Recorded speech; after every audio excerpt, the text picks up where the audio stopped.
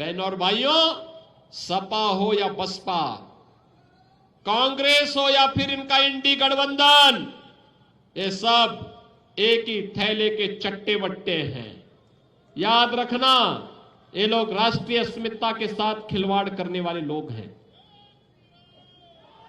ये लोग राष्ट्रीय अस्मिता के साथ खिलवाड़ करने वाले लोग हैं। एक कांग्रेस और समाजवादी पार्टी ने तो बाबा साहब भीमराव अंबेडकर का भी अपमान किया था। याद करिए, इन लोगों ने लौह पुरुष सरदार वल्लभ भाई पटेल का भी सम्मान नहीं किया। ये लोग देश के अंदर आतंकवाद भड़काने का काम कर रहे हैं।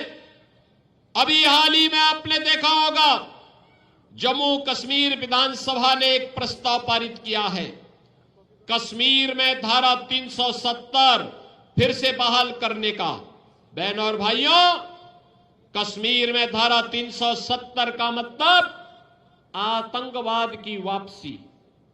भारत, नया भारत, मोदी जी के नेतृत्व में इसको कतई स्वीकार करने को तैयार नहीं है। और हमने तय कर लिया है, भारतीय जनता पार्टी ने तय कर लिया है कि धारा 370 एक बार दफन की जा चुकी है, अब दोबारा भारत के अंदर, कश्मीर के अंदर उसको लागू नहीं होने देंगे।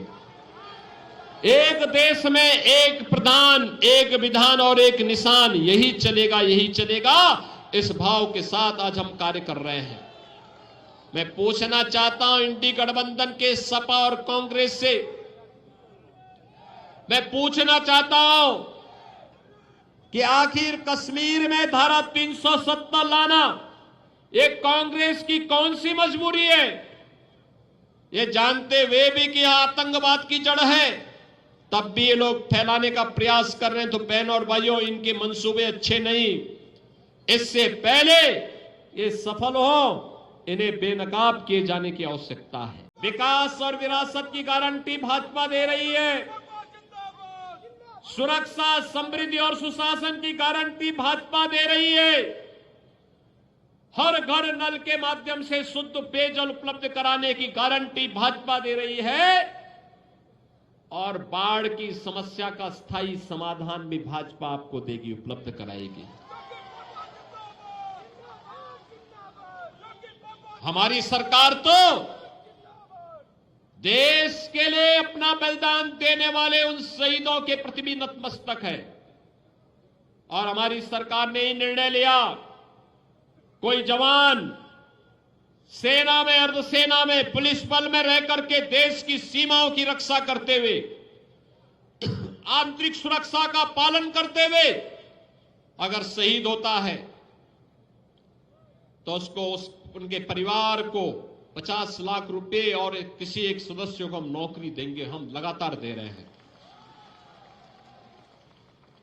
जो भी ऐसे परिवार होंगे, उनकी स्मृतियों को, उन शहीदों की स्मृतियों को बनाने का काम सरकार कर रही है। और ये हमारा दायित्व है। उन जवानों ने देश के लिए अपने आप को बलिदान किया है, उन्हें सम्मान मिलना ही चाहिए। और उसी के लिए आज मैं आपसे कहने के लिए आया हूं, ये केवल हमारे जनप्रतिनिधियों को, हमारे सांसद जी को, हमारे विधायक जी को, इन लोगों को आप अपना प्रस्ताव दीजिए, समाधान का रास्ता भी निकाल लेंगे। समस्या भाजपा के रहने पर समस्या नहीं रहती है, वो समाधान के निष्कर्ष पर पहुंचेगी। और इसी के लिए मैं आज आपके पास आया हूं, आपसे कहने के लिए, बहनों और भाइयों, 20 नवंबर को चुनाव होना है। और 20 नवंबर के इस चुनाव के लिए आप याद करिए, अभी 12 नवंबर को देवोत्थान एकादशी है और 15 नवंबर को कार्तिक पूर्णिमा का स्नान है, गंगा स्नान। भारी संख्या में मां गंगा के आंचल में जाकर के श्रद्धालु स्नान करते हैं। 13 नवंबर को चुनाव जब 20 नवंबर को भारत निर्वाचन आयोग ने किया तो समाजवादी पार्टी इसका भी विरोध की। यानी ये राम मंदिर का भी विरोध करते हैं, ये गंगा स्नान का भी विरोध करते हैं, ये हिंदू अस्मिता के साथ खिलवाड़ करते हैं। बेटी और बहन की इज्जत का इन्हें कोई मतलब नहीं। नौजवानों के भविष्य के साथ ये लोग खिलवाड़ करने वाले लोग हैं। आज हम सरकारी नौकरी नौजवान को दे रहे हैं। आज उत्तर प्रदेश में सुरक्षा का बेहतरीन वातावरण बनने के कारण उत्तर प्रदेश के अंदर निवेश आ रहा है। नौजवान को अपने गांव, अपने जनपद में ही नौकरी भी प्राप्त हो रही है।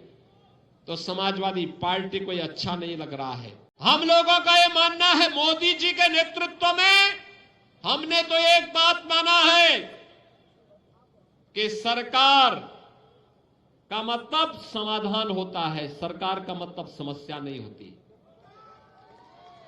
और सरकार को डूब मरना चाहिए जो सरकार गरीब की आवाज न सुनती हो, अन्नदाता किसान की आवाज न सुनती हो, युवा की आवाज न सुनती हो। सरकार का मतलब समस्या के सामने लाचार होना नहीं।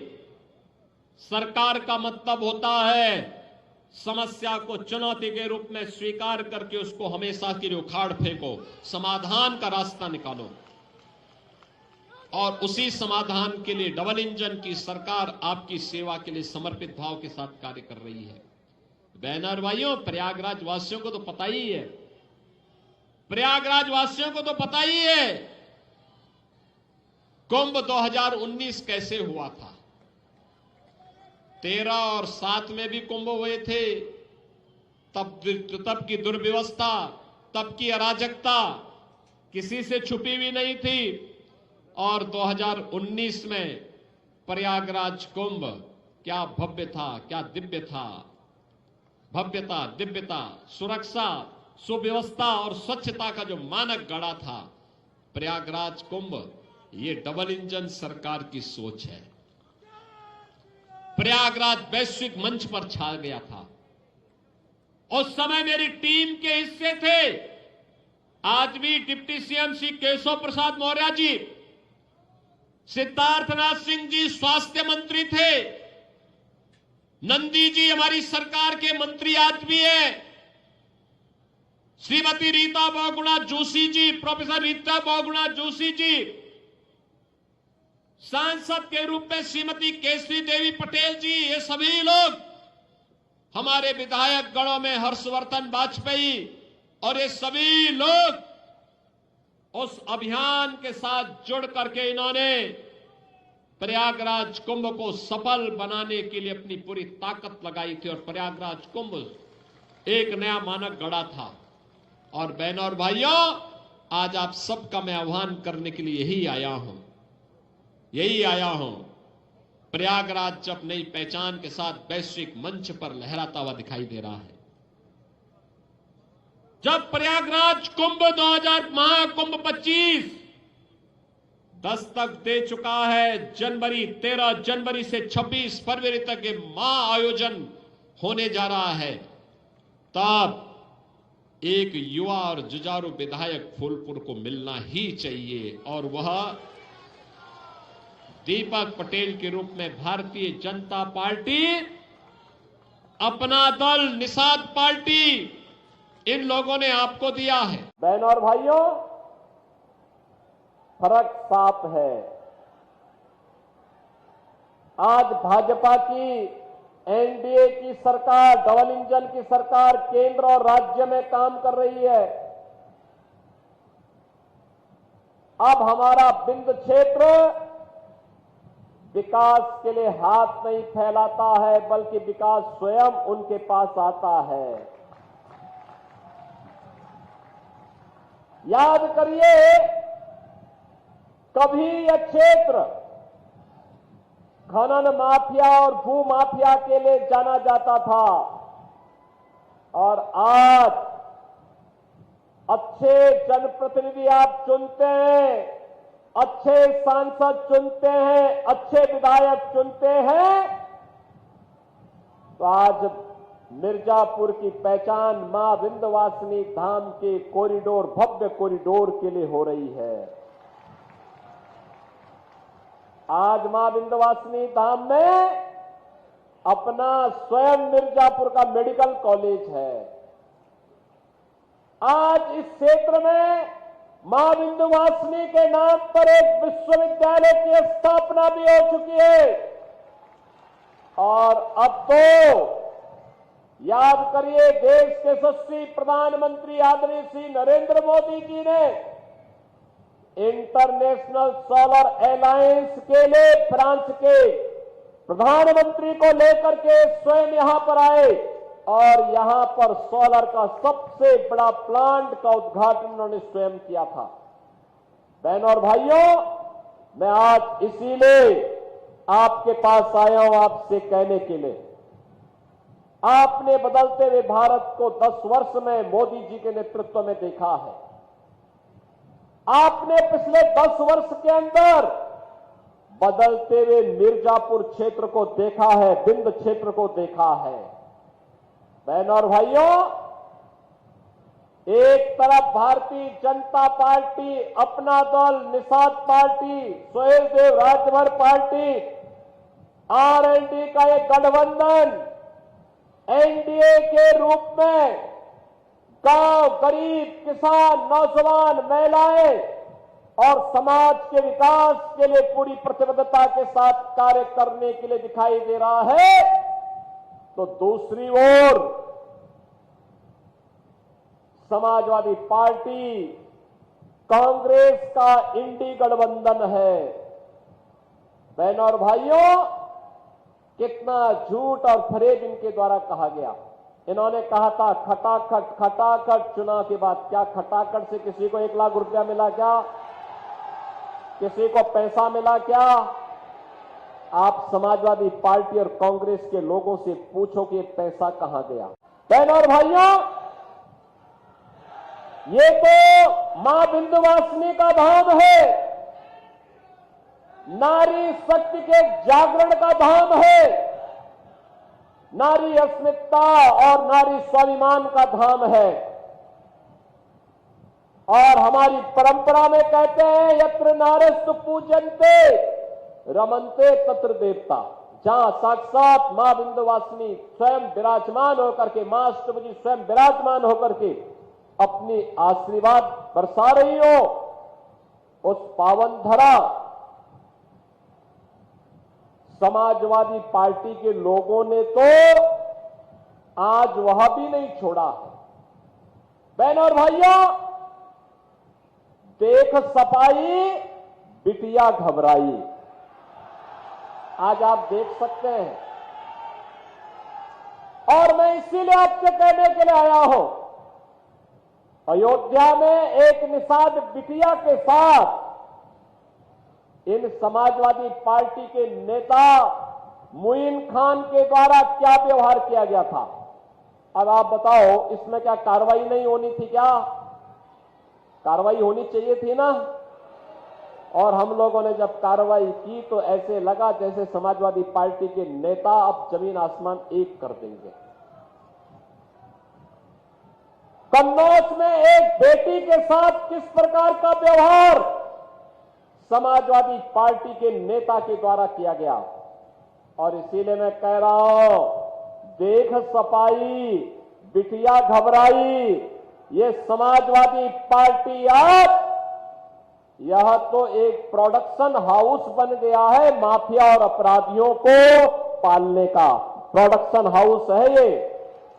यानी जहां पर हर दुर्दांत अपराधी, हर दुर्दांत माफिया, हर दुर्दांत दुष्कर्मी जहां से पैदा होता है, और इसके सीईओ अखिलेश यादव है, इनका ट्रेनर शिवपाल यादव है। और इसीलिए मैं आपसे कहने के लिए आया हूं कि बहनों और भाइयों, ये माफिया और ये अपराधी किसी के नहीं हुए। जहां जाएंगे पूरी संपत्ति हड़प लेंगे, गरीब को उजाड़ देंगे, कमजोरों को के पर अत्याचार करेंगे, बेटी और बहन की इज्जत पे हाथ डालने का काम करेंगे। बहनों और भाइयों, आज मैं आपसे अपील करने के लिए आया हूं, यही अपील करने के लिए आया हूं ये नए भारत का नया उत्तर प्रदेश आज जिस दिशा में आगे बढ़ चुका है वो किसी से छुपा हुआ नहीं है। इन 7.5 वर्षों में प्रधानमंत्री मोदी जी के नेतृत्व में, उनके मार्गदर्शन में उत्तर प्रदेश का परसेप्शन बदला है। उत्तर प्रदेश के बारे में लोगों की धारणा बदली है। आज उत्तर प्रदेश के बारे में लोग अच्छा सोचते हैं, अच्छा देखते हैं। लोगों को लगता है उत्तर प्रदेश अब देश की अग्रणी अर्थव्यवस्था के रूप में आगे बढ़ेगा। अब उत्तर प्रदेश का नौजवान पलायन नहीं करेगा। और बहनों और भाइयों, यही कहने के लिए आज मैं आया हूं। आप सोचिए, 1 करोड़ परिवारों को तो वर्तमान में एक डबल इंजन की भाजपा एनडीए की सरकार 12,000 रुपये 1 करोड़ परिवारों को 12,000 सालाना पेंशन की सुविधा उपलब्ध करवा रही है। 12 करोड़ किसानों को, जिसमें 2 करोड़ 62 लाख किसान अकेले यूपी के हैं, इन्हें 6,000 रुपये सालाना प्रधानमंत्री किसान सम्मान निधि का लाभ प्राप्त हो रहा है।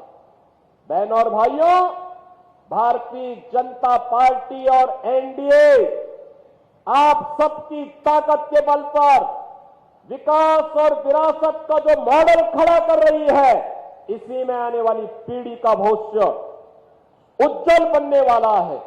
और इसीलिए भारतीय जनता पार्टी बार बार कह रही है, हम लोग आपसे बार बार कह रहे हैं कि लोकसभा चुनाव के दौरान जिन्होंने अफवाह फैलाई थी, जिस प्रकार का इन्होंने दुष्प्रचार किया था, उसका पर्दाफाश हो चुका है। चुनाव संपन्न हो गए, मोदी जी तीसरी बार प्रधानमंत्री बन गए। तीसरी बार प्रधानमंत्री बनने के बाद भी आज भी बाबा साहब भीमराव अंबेडकर के द्वारा बनाया गया संविधान वैसे ही है। आज भी इसी प्रकार का सम्मान सबको प्राप्त हो रहा है। कहीं आरक्षण समाप्त नहीं हुआ है। और बहनों और भाइयों, जिन्होंने झूठ बोला था कि लोकसभा चुनाव के बाद खटाखट 1 लाख रुपया खाते में आ जाएगा, वह भी नहीं आया है। यह भी आपने इनका एक और झूठ को बेनकाब कर दिया है। इस समाजवादी पार्टी ये पीडीए की बात तो करती है, लेकिन मैं आपको बताऊं इनका पीडीए क्या है। ये प्रोडक्शन हाउस ऑफ दंगाई एंड अपराधी है। ये एक नई परिभाषा इसको हम दे रहे हैं, प्रोडक्शन हाउस ऑफ दंगाई एंड अपराधी। याद करिए, प्रदेश का कोई भी जितना बड़ा अपराधी और माफिया होगा, जितना बड़ा वह दंगाई होगा, वह समाजवादी पार्टी के इस प्रोडक्शन हाउस का ही हिस्सा होगा। याद करिए, यही क्षेत्र है, खान मुबारक भी इन्हीं का शागिर्द था कि नहीं था? मुख्तार अंसारी भी इनका शागिर्द था, अतीक अहमद भी इनका शागिर्द था, जिन्होंने गरीबों को लूटा, कमजोरों की जमीनों पर कब्जा किया, संपत्ति पर कब्जा करके सामाजिक ताने बाने को छिन्न भिन्न करते थे।